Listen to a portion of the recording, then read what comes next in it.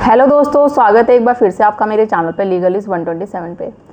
दोस्तों, जब हमें किसी चीज़ की नॉलेज नहीं होती ना, तो लोग हमें आसानी से पागल बना देते हैं, बेवकूफ़ भी बना देते हैं। फॉर एग्ज़ाम्पल अगर मैं बात करूँ, घर में आपकी कोई भी चीज़ ख़राब है, लाइक एसी, कूलर, फ़ैन, कोई भी आप ठीक करने के लिए बुलाते हैं, तो भले वो उसमें कुछ प्रॉब्लम भी नहीं होगा, वैसे ही रुक गया होगा टेक्निक की वजह से, या मान लो नॉर्मल कुछ प्रॉब्लम होगा, आपको बता दिया जाएगा कि भाई 1000-2000 का खर्चा है, जहाँ वो 500 की बात होगी या 200-300 की आप दे देंगे। आपको मानना पड़ेगा, क्यों? क्योंकि आपको नॉलेज नहीं है उस चीज़ की। कार रिपेयरिंग कराने जाते हैं, जैसा वो बोलेगा मैकेनिक वैसा आपको करना पड़ेगा, आपको मानना पड़ेगा, आप पैसे भी दे देते हैं। अगर आपको नॉलेज चीज़ों की होगी तो आप उससे आर्गूमेंट भी करोगे, बोलोगे कि इतनी ये तो कोई बड़ी बात नहीं थी, या इतना खर्चा लगता नहीं है।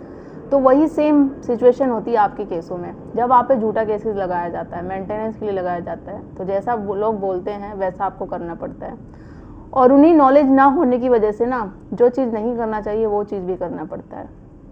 तो यही, अगर आप एक झूठा केस लगा रहे हैं, मेंटेनेंस लगा रहे हैं पत्नी, तो आपने अपने माइंड में तो एक सेट बना दिया है कि भाई चाहे कुछ भी हो जाए मेंटेनेंस देना पड़ेगा। जैसे कुछ काफ़ी सब्सक्राइबर के पास कमेंट भी आता है कि मैम बोलना आसान होता है बट करना नहीं। हमें पता है ना, हमारी बात कोई नहीं सुनता, वो चीज़ें नहीं करती, ऐसा नहीं होता। मेंटेनेंस तो लगा ही दिया जाता है, आज नहीं कल तो देना ही पड़ेगा।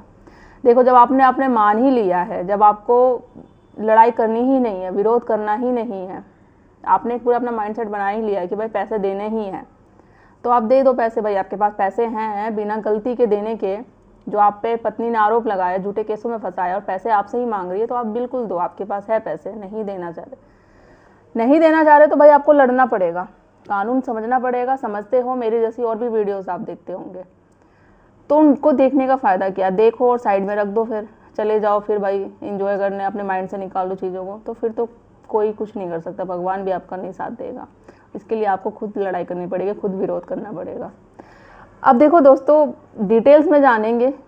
मैं एक ऐसा सेक्शन बताऊंगी, ऐसा कानून बताऊंगी जिससे कि आप मेंटेनेंस देने से बच सकते हैं।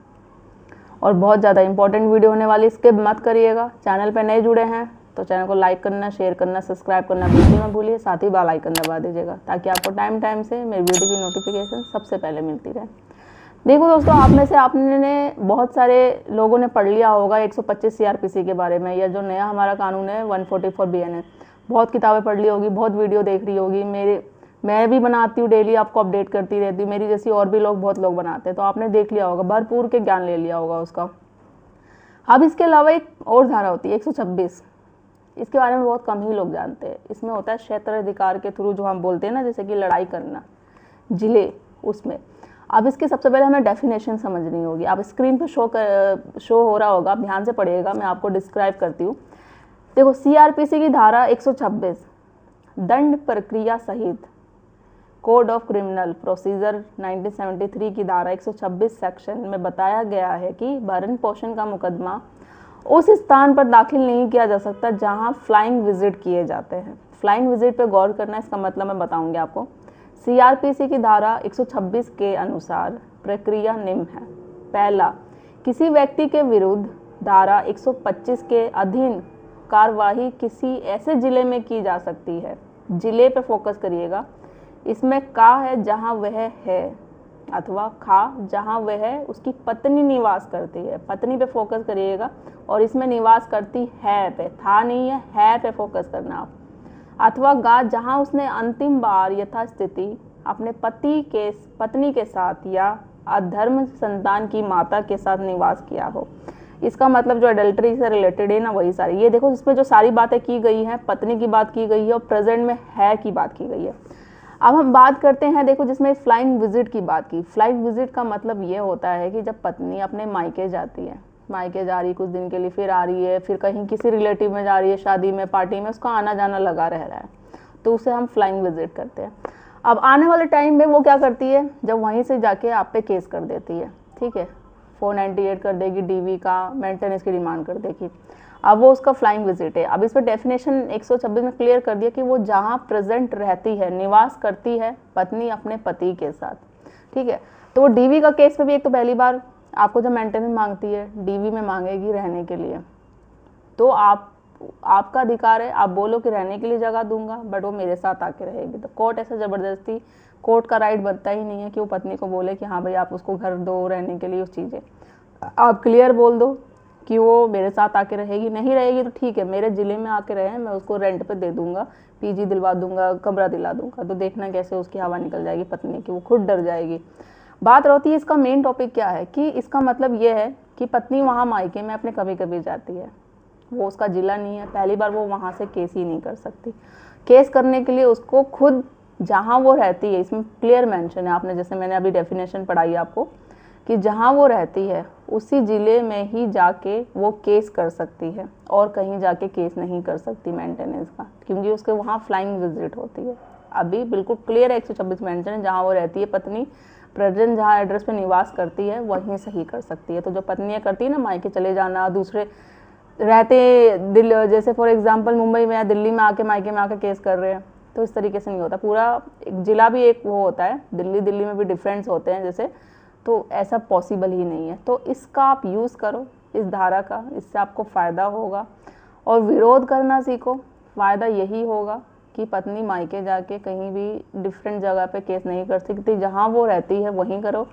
आप राइट टू रेजिडेंस का जो क्लेम करती है मना कर दो, मैं पत्नी को साथ रखूँगा, मेरे साथ आके रहे, नहीं रहती तो ठीक है मेरे ज़िले में ही आके रहे, मैं उसको अलग से पीजी दिला दूंगा, अलग से रूम रेंट दिलाऊंगा, फिर देखना वो उसका रिएक्शन कैसे होगा। बिल्कुल, तो ये चीज़ें होती है। और कोर्ट भी ज़बरदस्ती आपको नहीं मिलाएगी, कोर्ट के पास कोई अधिकार नहीं होता कि वो ज़बरदस्ती आपको राइट टू रेजिडेंस दिलवाएगी, ठीक है।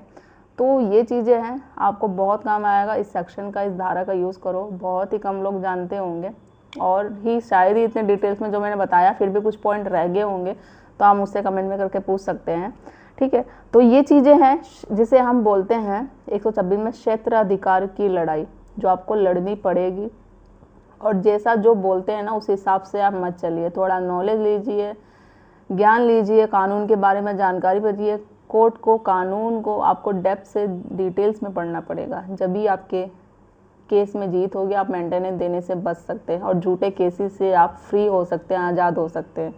जितने भी झूठे केसेस लगाए गए हैं फिर वो केस है जो डिसमिस हो जाएंगे। उसके लिए करना क्या पड़ेगा, लड़ना सीखो और विरोध करना सीखो। जो जैसा बोलता है उसकी हाँ में हाँ नहीं करना, क्योंकि आपको पता है आप सही हो, आप सच्चे हो और जीत हमेशा सच्चाई की होती है। बस उसके लिए करना क्या पड़ेगा, आपको हार नहीं माननी है, मेंटल फिजिकली फिट रहना है, अपने पे थोड़ा विश्वास करना सीखो, अपनी बातों को रखना सीखो और ये जो नेगेटिविटी है उसे हटाओ आप। जब उसे आप हटाओगे जब ही सब कुछ अच्छा होगा। एक बार ऐसा करके तो देखो।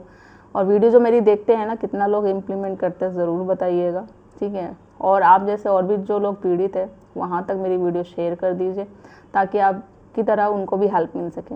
और चैनल को सब्सक्राइब करना बिल्कुल मत भूलिएगा। जल्दी मिलती हूँ मैं कैसे इंफॉर्मेटिव वीडियो के साथ, तब तक के लिए थैंक यू।